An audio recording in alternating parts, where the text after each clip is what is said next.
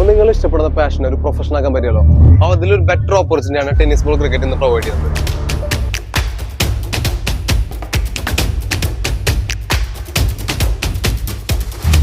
Hi guys, കഴിഞ്ഞ വീഡിയോയിൽ നമ്മൾ പറഞ്ഞു ഒരു ടെന്നീസ് ബോൾ ക്രിക്കറ്റർ സാലറി അല്ലെങ്കിൽ അവർ കിട്ടുന്ന പേയ്മെന്റ് എന്താണ്.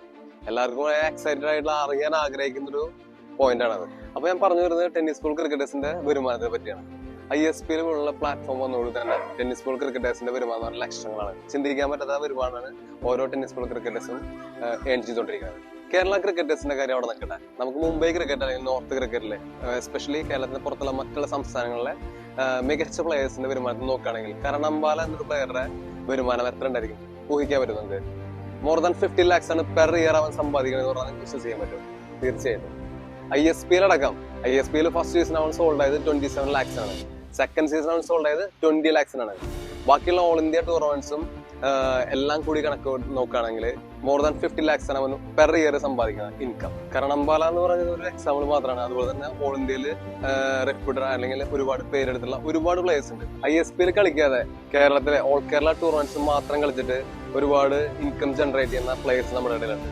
അപ്പൊ അവരുടെ ഒരു ഇൻകത്തിന്റെ സ്ലാബ് നോക്കുകയാണെങ്കിൽ 5 to 10 lakhs ആണ് പെർ ഇയർ അവർ സീസണിൽ സമ്പാദിക്കുന്ന വരുമാനം.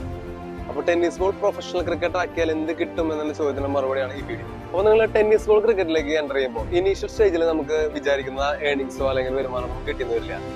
കുറച്ച് സ്ട്രഗിൾ ചെയ്യേണ്ടി വരും. അത് ഏതൊരു ജോലിയിലേക്ക് ഉണ്ടാക്കും. പക്ഷെ നമുക്ക് സാറ്റിസ്ഫാക്ഷൻ ലെവൽ 100% ആയിരിക്കും. കാരണം നമ്മൾ ഇഷ്ടപ്പെടുന്ന പാഷൻ പ്രൊഫഷനിലേക്ക് മാറ്റുമ്പോൾ അതിന് കിട്ടുന്ന സന്തോഷം വളരെ വലുതാണ്. അത് ഒരിക്കലും നമുക്ക് എന്താ പറയാ കമ്പയർ ചെയ്യാനേ പറ്റില്ല.